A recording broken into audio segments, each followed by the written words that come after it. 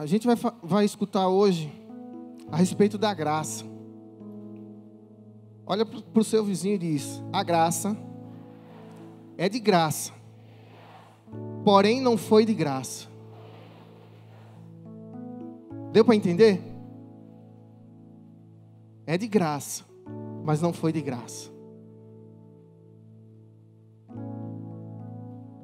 Em Romanos capítulo 3, versículo 24 diz: sendo justificados gratuitamente por sua graça, mediante a redenção que há em Cristo Jesus.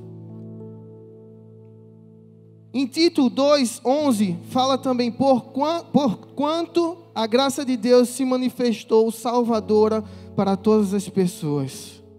E em 2 Coríntios 12:9 fala também: entretanto, ele me declarou: a minha graça te é suficiente. Em outras Bíblias falam: a minha graça te basta, pois o meu poder se aperfeiçoa na fraqueza. Sendo assim, de boa vontade, me gloriarei nas minhas fraquezas, a fim de que o poder de Cristo repouse sobre mim. Senhor, mais uma vez, revela a Tua palavra aqui e faz Teu querer e Tua vontade, em nome de Jesus. Decifrar a graça é um grande desafio. Por outro lado, é maravilhoso perceber como Deus nos ama condicionalmente, incondicionalmente. A graça veio se manifestar para dar solução às coisas que não haviam solução. A graça, como muitos de nós sabemos, é um favor imerecido da parte de Deus. Ou seja, uma concessão de bondade para a nossa vida do que a gente não tinha direito. A graça é um presente que justifica o injustificável, que salva o odioso, que perdoa o imperdoável e dá a vida ao moribundo. Jesus é a graça de Deus. A graça é a base da nossa salvação. Em Efésios 2:8 diz: pois vocês são salvos pela graça, por meio da fé, e isso não vem de vocês, é dom de Deus. A graça nos salva da morte, nos livra do pecado, nos confere a condição de ser servos de Deus, assumindo nossa fraqueza. Deus constantemente tem cuidado de seus sentimentos. Você tem passado por tristeza? Você tem passado por angústia? Você tem sofrido por algum motivo, por alguma coisa? Não te desespere. Jesus cuida de você. Jesus cuida de você. O Evangelho da Graça justifica quem errou e condena o homem sem fé. O homem pode ser correto, ser o que for, mas se ele não tiver fé, não adianta. Nós somos salvos mediante a fé, pela graça de Cristo Jesus. O homem, mesmo que ele tenha boas obras, porém se ele não tiver fé, não adianta. Em Efésios capítulo 2, versículo 9 diz: não vem por intermédio de obras. A salvação não vem pelas obras, a fim de quem venha se orgulhar por esse motivo. Ah, mas eu faço isso, aquilo outro. Como o pastor Geraldo falou aí, eu dou meu dízimo, eu vou para isso, eu faço campanha daquilo, eu participo disso, daquilo outro. Amém, glória a Deus. Temos que fazer. Um cristão, se ele é cristão, ele tem que fazer. É obrigação dele fazer alguma coisa para o reino de Deus, pelas pessoas, pelos seus irmãos que estão por aí. Porém, não é isso que salva. Não é o que você faz que vai lhe salvar. É a misericórdia de Deus, é a graça de Deus que salva. Não há nada, definitivamente, que eu e você possamos fazer para merecer a graça de Deus. Não adianta você fazer inúmeras coisas, mas se você não tiver fé no Deus que nos ama, não vai adiantar de nada. Ela nos é dada mediante o arrependimento sincero, o reconhecimento da morte de Jesus e sua ressurreição como propiciação para os nossos pecados. A graça não é comprada pelo que nós fazemos. A graça nos é dada pelo arrependimento dos nossos pecados. A convivência com Jesus revela o amor e favor. Ele é o agente da graça de Deus. Perto dele não sentimos a necessidade de ser ou provar nada. A presença de Cristo inspira segurança, suficiência. Jesus não está preocupado se somos sábios ou ignorantes, se sabemos ler, se temos boa palavra, se falamos bem. Ele não está preocupado com nada disso. Ele não está preocupado se a gente é rico ou pobre. Não há nada que impressione. Não há nada que impressione Jesus, a não ser um espírito quebrantado. Um coração quebrantado e contrito.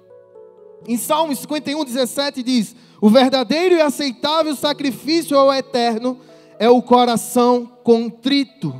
Um coração orgulhoso não diz isso. Diz um coração quebrantado e arrependido jamais será desprezado por Deus.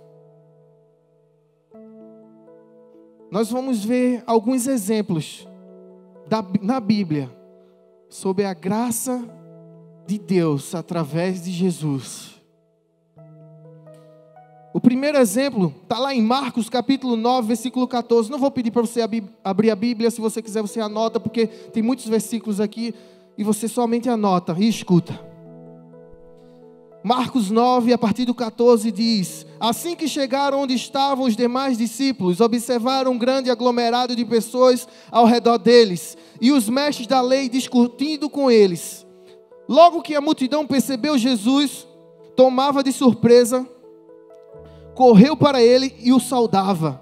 Então Jesus dirigiu a palavra aos escribas e os inquiriu: o que discutis com eles? Contudo, um homem no meio da multidão replicou: mestre, trouxe-te o meu filho, que está tomado por um demônio, que o impede de falar. Onde quer que este o toma, joga no chão, então ele espuma pela boca, arranja os dentes e fica todo enrijecido. Roguei aos teus discípulos que expulsassem o tal espírito, porém eles não conseguiram. Admoestou-lhes Jesus: ó geração sem fé, até quando estarei eu junto a vós? Até quando vos suportarei? Trazei ele a mim. E logo o trouxeram. Assim que o espírito viu Jesus, no mesmo instante provocou uma convulsão no menino. Este caiu no chão e começou a rolar, espumando pela boca. Então Jesus indagou ao pai do menino: há quanto tempo isso lhe está acontecendo? E o pai declarou: desde a infância. Muitas vezes esse demônio o tem jogado no fogo e na água para matá-lo. Todavia, se tu pode fazer algo, tem compaixão de nós e de alguma maneira ajuda-nos. Aí Jesus fala: se podes. E Jesus fala novamente: tudo é possível para aquele que crê. Imediatamente o pai do menino asseverou: creio, ajuda-me a vencer a minha falta de fé. Percebendo que o povo estava se ajuntando, repreendeu o espírito imundo, determinando: espírito mudo e surdo, eu te ordeno, deixa este jovem e jamais o tomes novamente. Então o demônio berrou, agitou o jovem violentamente e o abandonou. O menino ficou desfalecido a ponto de todos afirmarem: ele morreu. Entretanto, Jesus, pegando na mão do menino, o levantou e ele ficou em pé. Esse menino estava possesso desde sua infância. Jesus repreendeu e ordenou que o espírito imundo que estava nele saísse e deixasse e nunca mais entrasse nele. e o menino foi liberto. Muitas vezes, tem problemas que nós estamos passando que ninguém pode resolver. Só a graça, só o poder de Deus pode resolver. Da mesma forma que o menino estava possesso, a única coisa que poderia resolver com o menino era Jesus. Tem coisas na nossa vida que só Jesus pode resolver. Se você tem um problema que já tentou resolver de todas as formas e não conseguiu, não te desespera. Tem uma solução. Pega esse problema, traz aos pés de Jesus. Porque quando você traz aos pés de Jesus o teu problema, Ele vai entrar em cena. Jesus entra em cena. Porém, nós temos que levar até Ele. O homem, o pai do menino, levou o problema que eles tinham até Jesus. E muitas vezes nós estamos levando o nosso problema para A ou para B. E esquecendo primeiramente de falar com Jesus. Você já falou com Jesus sobre o seu problema? Quem tem problema aqui? Eu sou o primeiro a ter. Você já falou com Jesus sobre o seu problema? Ou você simplesmente está chorando pelo seu problema? Muitas vezes nosso problema não é resolvido porque simplesmente não estamos levando a Jesus. Histórias são mudadas quando Jesus entra em cena. Qual é o problema que você está passando? Qual é a situação que você está passando? Jesus pode resolver. Jesus resolve. Ele está disposto a mudar a sua vida. Pode ser o que for, Ele está disposto a mudar a sua vida. Jesus tem poder para libertar pessoas de espíritos malignos. Ele fez isso com um menino endemoniado. E Ele continua fazendo isso até hoje. Isso significa que a graça pode libertar você também. Outro exemplo é a cura do cego Bartimeu. Em Marcos 10:46 diz: chegaram, pois, a Jericó. Quando Jesus e seus discípulos e mais uma grande multidão estavam deixando a cidade, o filho de Timeu, chamado Bartimeu, que era cego, estava sentado à beira do caminho pedindo esmolas. Assim que ouviu que era Jesus de Nazaré, começou a gritar: Jesus, filho de Davi, tem misericórdia de mim. Muitos os advertiam severamente para que calasse. Cala a boca, menino. Muitos estavam lá na história dizendo: cala a boca, tá vendo que ele não quer fazer, tá vendo que ele não está nem aí para tu, cala a boca. Muitas das vezes tem pessoas ao nosso lado dizendo, uma setinha de Satanás: tá vendo que tu não vai conseguir? Tá vendo que isso não é para tu? Tá vendo que tu não pode? Vamos continuar. Foi então que Jesus parou e pediu: chamai-o. E assim foram chamar o cego. Ânimo, homem, levanta-te, ele te chama. Jogando sua capa para o lado, de um só salto colocou-se em pé e foi ao encontro de Jesus. Indagou-lhe Jesus: que queres que eu te faça? Jesus fala para ele: o que queres que eu te faça? Jesus sabia o que ele queria, mas Jesus quer escutar da sua boca: o que queres que eu te faça? Só a graça de Deus pode fazer isso. Só a bondade de Deus pode fazer isso.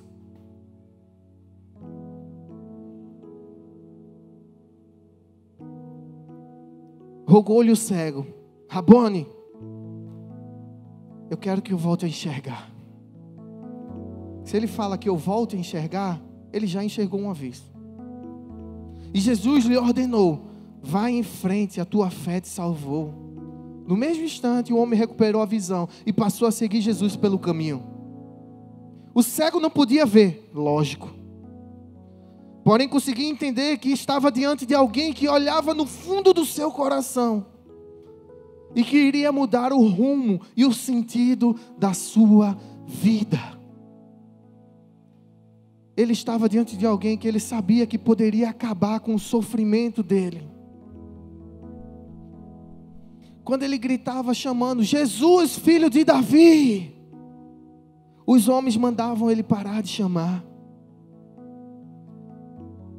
Me diga uma coisa, se ele tivesse dado ouvidos àqueles homens que estavam dizendo: cala a boca, menino, cala a boca, não faz isso não, está vendo que vai dar errado, está vendo que isso não é para tu. Se ele tivesse parado para escutar, se você parar para escutar, está vendo que isso não é para tu? Graça, graça de Deus não é graça de Deus é a infinita bondade dele sobre nossa vida. E o menino, ele não escutou. Ele era cego, mas não era surdo. Porém, ele não escutou os homens falando, porque se ele tivesse escutado, dado ouvido aos homens, ele não teria recebido a bênção que Deus tinha para ele naquele momento. E muitas das vezes a gente está escutando, nós estamos querendo a bondade de Deus, a graça de Deus sobre a nossa vida, o milagre de Deus na nossa vida, e muitas vezes nós estamos escutando as vozes erradas. Muitas vezes está no Facebook lá, vozes erradas.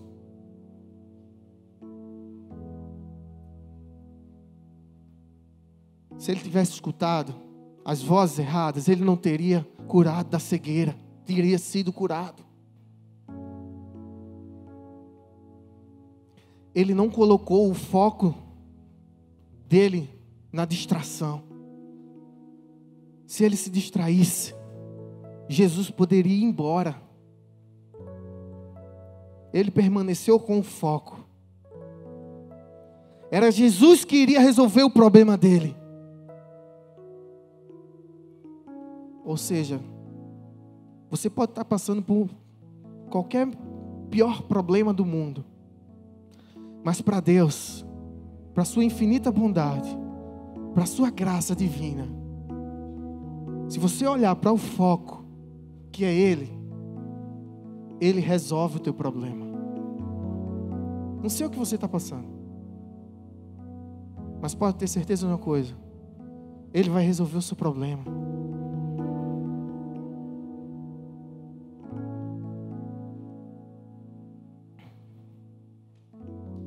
Você não pode parar porque estão falando ou deixando de falar. Você não pode perder o foco do alvo. Se é Jesus que vai resolver o teu problema, deixa falar. Deixa falar.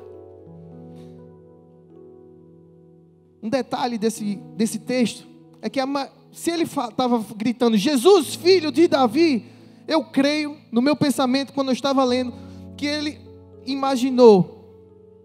Eu creio naquela época o povo estava chamando: Jesus, Jesus, Jesus.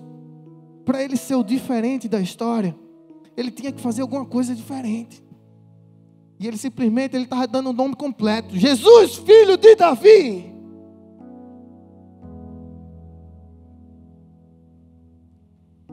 Quando você faz o que ninguém está fazendo, você vai viver o que ninguém está vivendo. O que é que você está fazendo? Quando você faz o que ninguém está fazendo, você vai viver o que ninguém está vivendo. Porque o seu vizinho, a grama dele sempre é mais verde. Porque o irmão ali recebeu um milagre e eu estou aqui passando por minha situação. O irmão pode estar fazendo o que ninguém está fazendo e vivendo o que ninguém está vivendo. Uma igreja de milagres vive o que ninguém está vivendo. Acho que você não entendeu. Quer milagre? Viva o que ninguém está vivendo.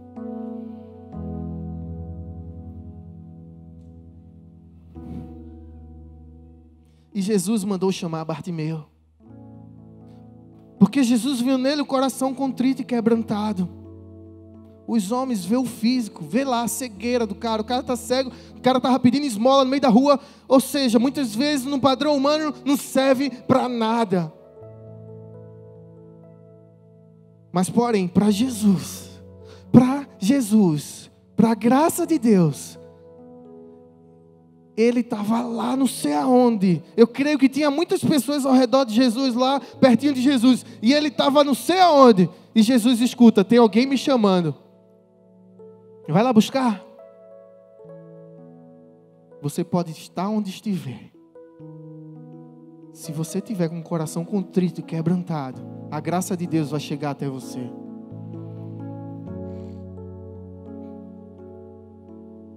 E o texto diz após que ele foi curado.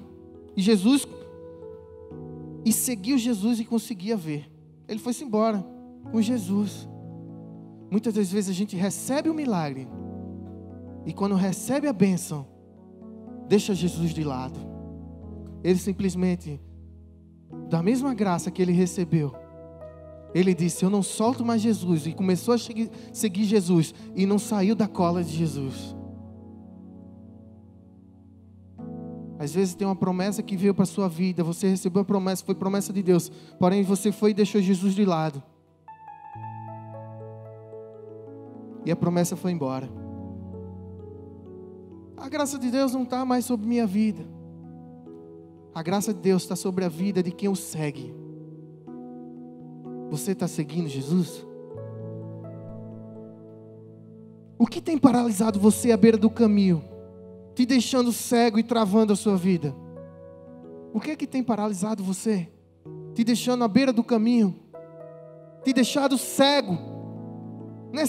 Não é cego carnalmente falando, é cego espiritualmente falando.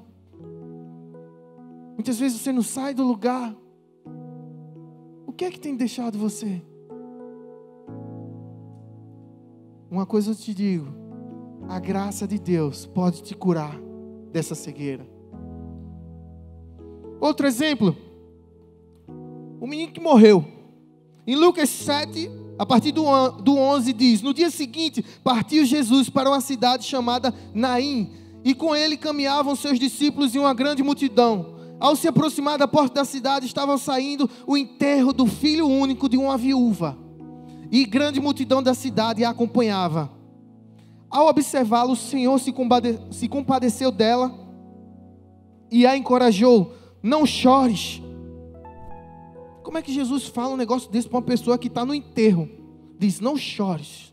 A palavra de Deus diz em Provérbios, alegrai com que se alegram, chorais com que choram. Jesus passa pela mulher e diz, não chores. Jesus falar um negócio desse, que coração é esse? Porém a bênção está mais na frente. E aproximando-se, tocou no defunto. Então os que carregavam pararam. E Jesus exclamou, jovem, eu te ordeno, levanta-te. No mesmo instante, o jovem que estivera morto se pôs sentado e começou a conversar. E assim Jesus restituiu o jovem à sua mãe. O morto, um jovem, filho único de uma mãe viúva. O cortejo fúnebre seguia em contrário ao de Jesus. Você pode estar passando por uma situação que a graça não chegou ainda. Você pode estar passando por uma situação na sua vida que você está vivendo um cortejo fúnebre. Às vezes tua vida está morta. Porque você está indo no caminho contrário de Jesus. E a mãe via a tragédia da sua vida se agravar ainda mais.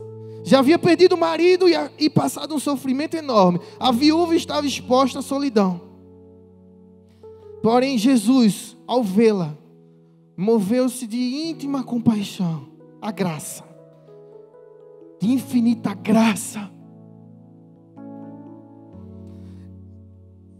Em um momento, o mestre entendeu a vida daquela viúva.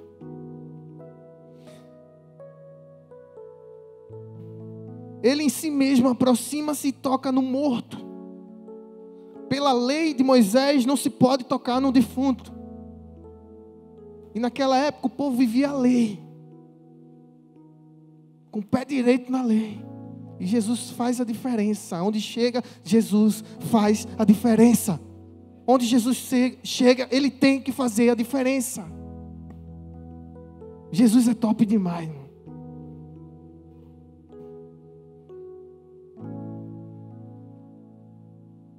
Porém, Ele não se prendeu à letra. Jesus sabia que não podia tocar no morto. Porém, Jesus já estava mostrando que não é a lei, é a graça de Deus, é o favor imerecido de Deus que transforma as vidas.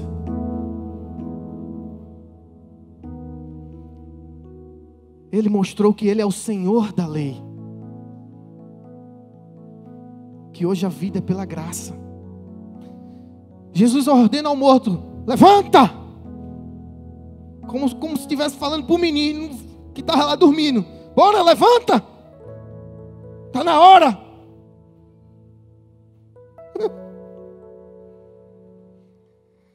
Jesus carinhosamente pega, faz o milagre e conduz a mãe. Eu imagino a mãe olhando: que danado é isso, meu irmão? E começa a chorar.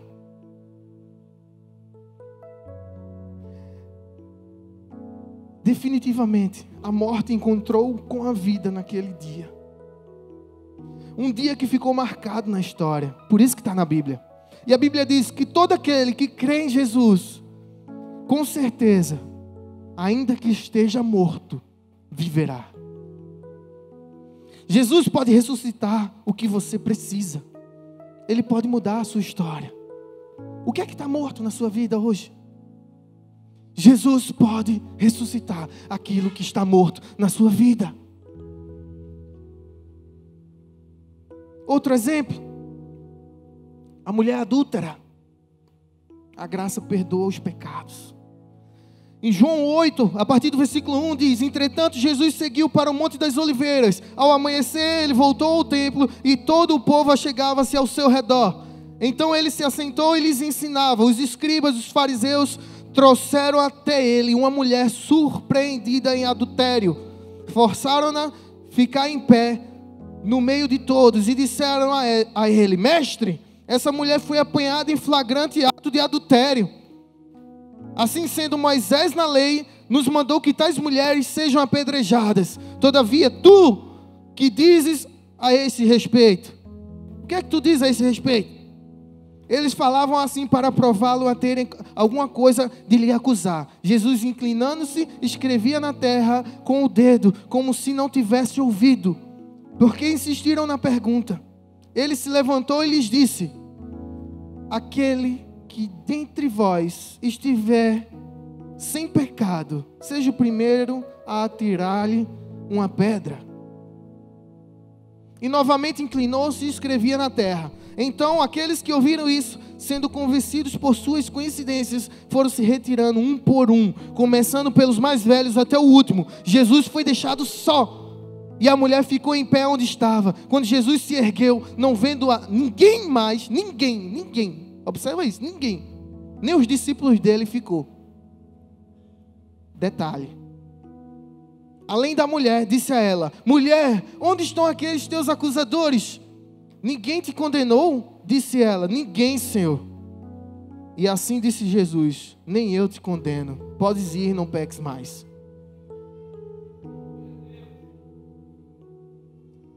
Vemos que somente a mulher adúltera é trazida ao mestre para ser julgada. Jesus sabia que para aquela geração a vida daquela mulher não tinha valor nenhum, porque era uma mulher adúltera. Ninguém se importava com as condições que a levaram àquele pecado. Ninguém sabe o que é que aquela mulher passou da vida.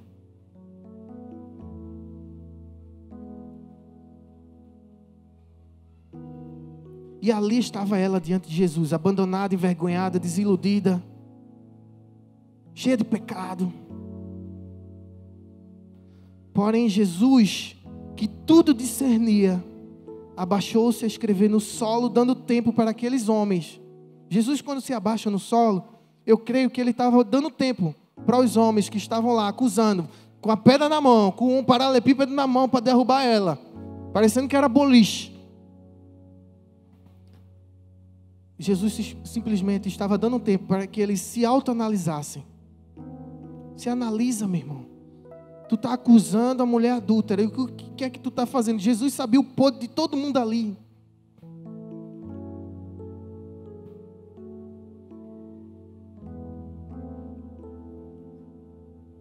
E Jesus queria que ele se autoanalisasse.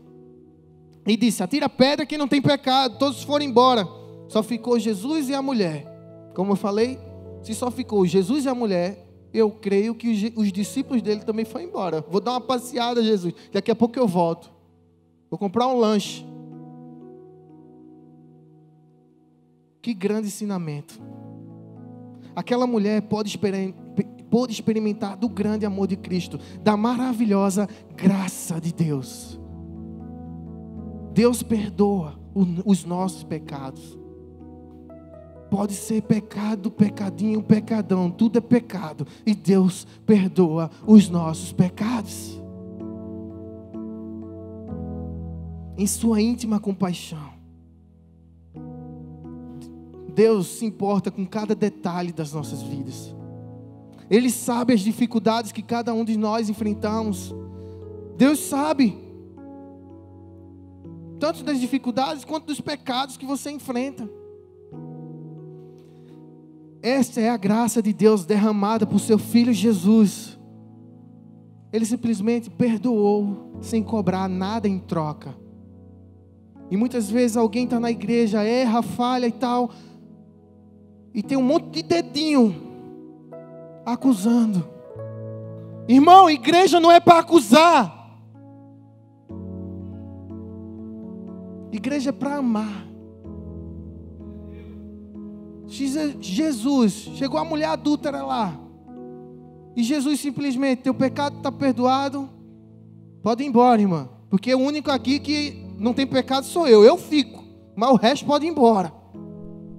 Jesus falou isso. E muitas vezes a gente está pegando e metendo o dedo para o irmão. Viva a graça de Deus, irmão. Vamos viver a graça de Deus. Todos nós somos iguais. Todos nós temos defeitos. Todos pecaram. Infelizmente tem uns que chegam lá, peca, vai pro Facebook e metendo pau. Que coisa feia, irmão. Eu creio que não tem ninguém aqui da Igreja do Amor que faz isso.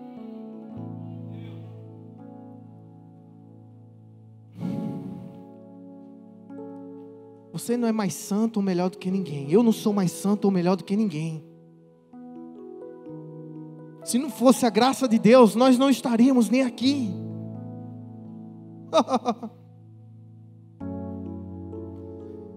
Jesus nos ensina com essa passagem que devemos amar a todos. A todos. Todos.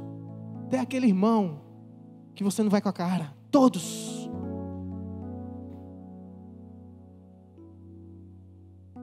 Muitas vezes alguém se desvia, ou algo, aquilo outro. Pode ter alguém aqui hoje, eu creio que vai voltar para Jesus, em nome de Jesus. Mas muitas vezes tem alguém que se desvia. Aí você pega e, pai, se desviou. Pai, está no carnaval. Muitas vezes alguém se desviou porque você não deu testemunho dentro de casa, ou na rua, ou como amigo, suficiente para que aquela pessoa se desvie, não se desvie. Jesus quer perdoar você hoje, não importa o que você tenha feito de errado. Ele está aqui hoje. Todos esses exemplos é Jesus falando com você em algum ponto de vista. Jesus perdoa seu pecado. Jesus faz um milagre que ninguém pode fazer. Vamos para o próximo. Vamos falar do primeiro milagre de Jesus agora, nas finanças. Eu creio que é nas finanças. Eu creio que foi em finanças, não tem outra história. João 2, do 1 ao 10 diz: no terceiro dia, houve um casamento em Caná da Galileia. A mãe de Jesus estava ali. Jesus e seus discípulos também haviam sido convidados para o casamento. Tendo acabado o vinho, a mãe de Jesus lhe disse: eles não têm mais vinho. Respondeu Jesus: que temos nós em comum, mulher? A minha hora ainda não chegou. Sua mãe disse aos serviçais: façam tudo que ele mandar. Pode fazer tudo que ele mandar. Ali perto havia 6 potes de pedra, do tipo usado pelos judeus para as purificações cerimoniais, e cada pote cabiam entre 80 e 120 litros. Disse Jesus aos serviçais: encham os potes com água, e os encheram até a borda, até o teto. Então lhes disse: agora leve um pouco ao encarregado da festa. Eles assim fizeram, e o encarregado da festa provou a água que fora transformada em vinho. Água que fora transformada em vinho. Minha Bíblia não está errada. Sem saber de onde este viera, embora os soubesse os serviçais que haviam tirado água. Os serviçais sabiam: eu tirei água. Se alguém fez alguma coisa aí, não fui eu. Então chamou o noivo e disse: todos servem primeiro o melhor vinho, e depois que os convidados já beberam bastante, o vinho inferior é servido. Porém, você guardou o melhor vinho até agora. Eu tirei uma concepção. A graça de Deus permite que não passemos por certos constrangimentos. Só Ele é capaz de fazer o que ninguém pode fazer. Eu imaginei o seguinte: se o cara faz uma festa de casamento, está na sua festa de casamento, acabou o vinho, ou o cara não soube comprar a quantidade certa, ou o cara não tinha dinheiro suficiente. Eu peguei nesse pensamento. Se havia acabado, é porque o dono da festa não tinha recurso suficiente.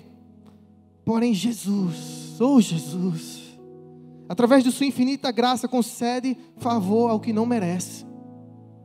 Jesus pega e diz: não vou deixar meu filho passar vergonha. Não vou deixar faltar no meu filho. Não vou deixar. Eu vou dar. Eu vou abençoar. Eu vou fazer com que ele não seja envergonhado. Ou seja, muitas vezes podemos passar por algumas situações financeiras que nós não temos como resolver mais. Não sabemos mais. Deu PT. Aí Jesus vai lá e faz o extraordinário. Quando você está no caminho dele, se você tiver de contra ele, vai buscar ele. Ou seja, 5 histórias que mudaram quando a graça chegou.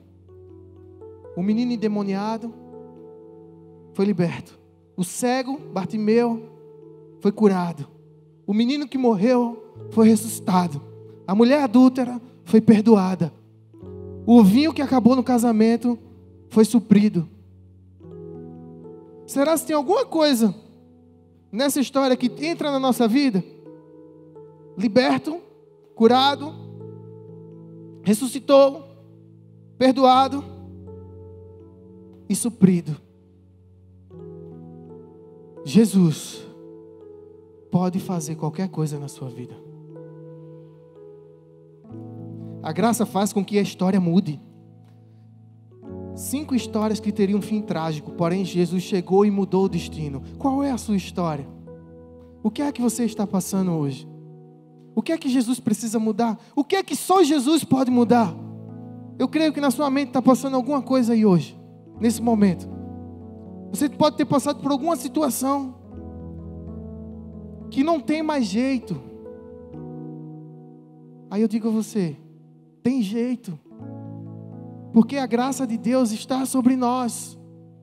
Quando estamos no caminho dele, ele transforma o intransformável. Não sei nem se essa palavra existe. Tem problema que não vai se resolver se a graça de Deus não estiver presente. O que é que você está fazendo para resolver essa situação que você está passando? A graça, ela resolve. Muitas vezes A gente diz, a graça resolve o teu problema. Fale com Deus, Ele vai ajudar você. Muitas vezes a gente fala, a graça de Deus resolve o teu problema, irmão. A graça de Deus resolve o teu problema, irmão. E muitas vezes a gente não fala, a graça de Deus resolve o meu problema. O seu irmão pode estar passando pelo problema dele, e você pode estar passando pelo seu. Você está ajudando o irmão e não está se ajudando. Diga para você mesmo agora, Ele resolve o meu problema. Ele resolve a minha situação. Jesus resolve a minha situação. Depois que a graça, Jesus chega, o menino continuou endemoniado? Continuou? Não. O cego continuou cego? Não. Depois que Jesus chega, o menino continuou morto? Não. E a mulher, depois que Jesus chega, ela continuou adulterando? Não. Quando Jesus chega no casamento, o vinho acabou? Não. E por que na nossa vida não pode acontecer transformações? Se no Evangelho de Jesus que a gente pratica, que a gente vive, não pode haver transformações na nossa vida. Busque a graça de Deus. Deus transforma a sua casa. Deus transforma o que você imaginar. O que você imaginar aqui. Dizer, nem Jesus transforma. Jesus transforma. Mas meu filho foi isso, aquilo, foi preso. Papapá. Jesus transforma. Meu filho se desviou, foi para o carnaval. A graça de Deus transforma. Porém, temos que andar retos com Ele, em direção a Ele, em favor dEle. 5 histórias que englobaram pessoas que tinham alguma dificuldade ou pecado. E as 5 foram mudadas pela graça. Isso significa que Deus pode mudar a minha história e a sua história também. Queria que vocês ficassem de pé.